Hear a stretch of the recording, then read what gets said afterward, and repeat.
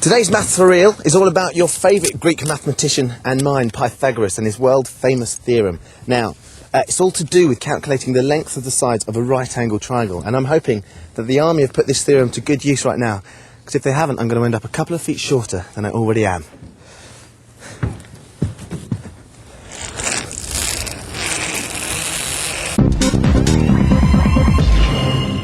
This is a right-angled triangle, and it's called that because this angle here is exactly 90 degrees.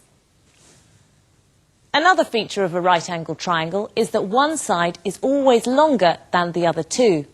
This longest side is known as the hypotenuse, and it's easy to spot because it's always opposite the 90-degree angle. Now, what Pythagoras discovered was that the sides of a right-angled triangle have a special relationship to one another.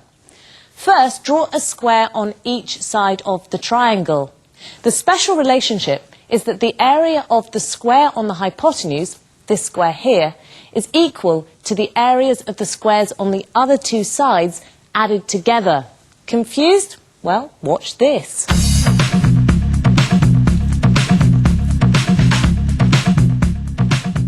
As you can see, the area of the two squares on the smaller sides exactly fits the area of the square on the hypotenuse.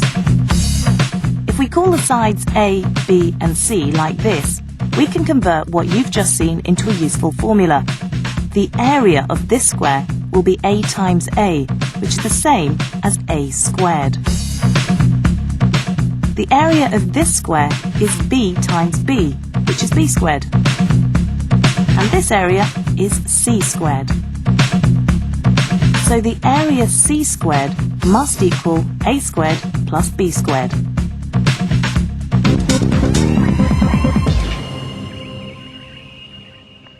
Here's a different triangle, but it's still got a right angle, so we should be able to prove that C squared equals A squared plus B squared. Cut out this black area of the square on C, and it'll fit snugly into the area of the square on A. And the rest of the pieces will fit exactly into the area of the square on B.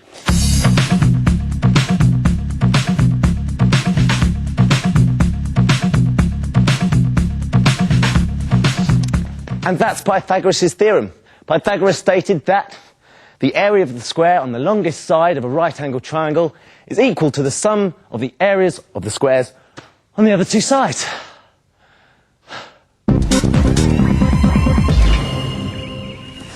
Now where, you might ask, would you want to measure a hypotenuse outside of your maths lesson? Well, remember the aerial ropeway that I was messing around on earlier? It started off its life like this. Here at the Army training camp in Strensall, we have a tower that is 15 metres high, and we have an anchorage point that's 25 metres away. Now, the Army know the anchorage point needs to be here in order for the rope angle to be safe. Any closer, and the angle would be too steep, and any further away, and, well, you're going to be running out of field. Now, if you look at it from the side, you can see that the tower and the ground actually form a right angle.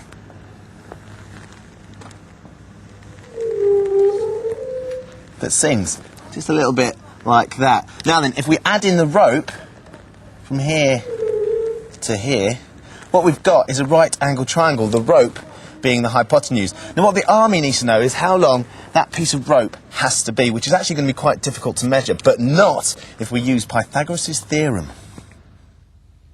Remember, C squared equals A squared plus B squared. Is the hypotenuse, so we're going to label that C. The height of the tower is A, and the distance from the tower to the anchor point shall from this point forward be known as B. Now we already know that the height of the tower is 15 metres, and we also know that the anchor point to the tower is a distance of 25 metres. But we don't know what C is. Using our formula, C squared equals 15 squared plus 25 squared, which equals 225 plus 625, and that equals 850. But how do we find C? Well, you've got until the guys sort out the rope slide to work it out.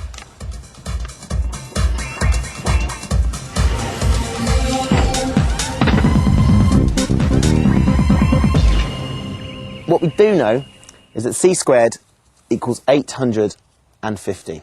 Bang. Now, what we need to work out, though, is what c is.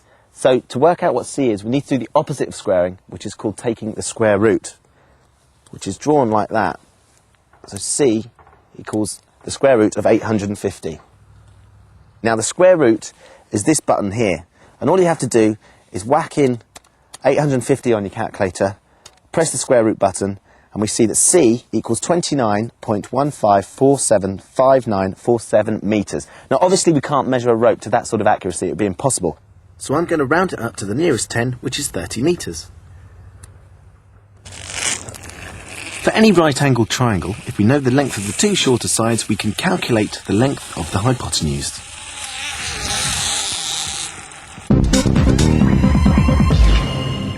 Pythagoras lived 2,500 years ago, and although he seems to have taken all the credit for his formula, there is evidence that the Chinese, the Babylonians and the Egyptians had the same idea thousands of years earlier. Take the Egyptians and the construction of the pyramids. Each pyramid has a square base, but how did they get such perfect right angles at each corner? Well, the story goes that they used knotted ropes like this one. In fact, ancient Egyptian surveyors were known as rope stretchers. Now there was I, hoping that the Maths for Real budget might just stretch to a trip to Egypt, but no.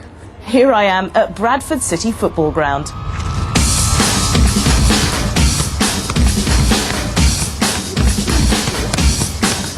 Now, between us, me and the youth team are going to be checking out the corners of their pitch. Are they really perfect right angles? Here's the trick. The Egyptians knew the magic of what's called the 3-4-5 triangle. What they do is get some rope and tie it into 12 equal lengths and then make a triangle. They'd put 3 lengths down one side, 4 lengths down another, and 5 down the final side. And here they'd have a perfect right angle. And we know that this is a perfect right angle triangle because it obeys Pythagoras' theorem. Check out the maths. If it's a right-angled triangle, then a squared plus b squared should equal c squared. So let's see if this is true. A is 3, b is 4, and c is 5. 3 squared is 9, 4 squared is 16, and that's 25. 5 squared is also 25, so there you have it. A squared plus b squared equals c squared. If the sides of a triangle are 3, 4 and 5, the only kind of triangle it can be is right-angled. A 6, 8, 10 triangle has a right angle as well. It also works with a 5, 12, 13 triangle.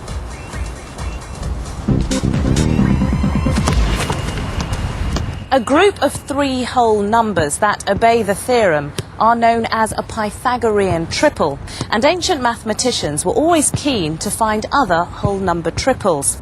Maths exams often feature them, so it's worth remembering that a 3-4-5 triangle and a 5-12-13 triangle both have right angles.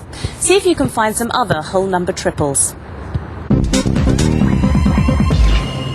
OK, this is the bit where Katie and I both tackle a question, but only one of us does it correctly. The other makes a deliberate mistake, and you've got to spot who makes it. You decide, do you tick it or trash it? This week's problem is about a man stranded at sea. He is stranded 90 metres from the base of a cliff. The cliff is 50 metres high, and at the top of the cliff is a woman with a length of rope. The question is, how long does the rope have to be to reach the man? Pens at the ready? Got it. Go. A man is stranded at sea. He's 90 metres from the base of a cliff. The cliff is 50 metres high, and standing on top of the cliff is a woman with a length of rope. The question is, how long does the rope have to be to reach the man? The key to answering this is to realise that the man, the cliff and the rope all form a right-angled triangle. The hypotenuse is the length of the rope, so I've labelled that C. I've called the distance from the man to the cliff A, and the height of the cliff B. Now, from Pythagoras' theorem, c squared equals a squared plus b squared, which is equal to 90 squared plus 50 squared, and that's 8,100 plus 2,500. So c squared equals 10,600. The rope needs to be at least 10,600 metres long. I also drew a triangle, but I called the distance of the man from the cliff B, and I called the height of the cliff A. Using c squared equals a squared plus b squared, c squared equals 50 squared plus 90 squared, which works out as 10,600.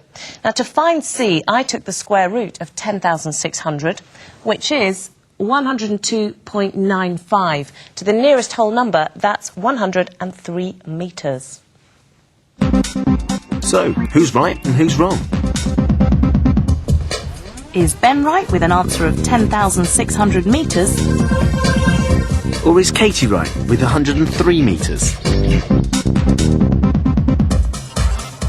OK, I'll own up, I made the mistake. I missed out the final step and didn't take the square root of 10,600. It's obvious, really. 10,600 metres of rope is a long bit of rope. To find c, you need to add a squared and b squared together and then find the square root. Huge, graceful wind turbines like this one are popping up all over the countryside at the moment. They're an environmentally friendly way of generating electricity. To choose a wind farm site, you first need to measure the wind speed, and to do that, you need to put up a temporary wind speed meter. It sits at the top of a tall mast like this, which is held up by metal guy ropes. Which is exactly what Border Wind are doing here in Kirkheaton in Northumberland. Now, the mast is 9 metres long, and each of these outer steel guide ropes that you can just see are 10 metres long and are fixed into the ground by an anchor point just like this one. The question is, how did the engineers know where to place the anchor point in order that all the outer steel guide ropes remain taut? Well, if you can see through all the snow, you'll notice that the guy ropes, the mast and the ground all form a right angle triangle. Now, we know the guy rope is the longest side, so that's going to be the hypotenuse, so we'll label that C. The height of the mast we'll call A, and the length from the mast to the anchor point we'll label B. Now, we know that the guy rope is 10 metres long, so we can put that in. We know that the mast is 9 metres long, so that can go in as well. However, this time we don't know what B is. Now, the thing with Pythagoras' theorem is that as long as you know the length of two sides of a right angle triangle, you can always work out the length of the third. Remember, a squared plus b squared equals c squared.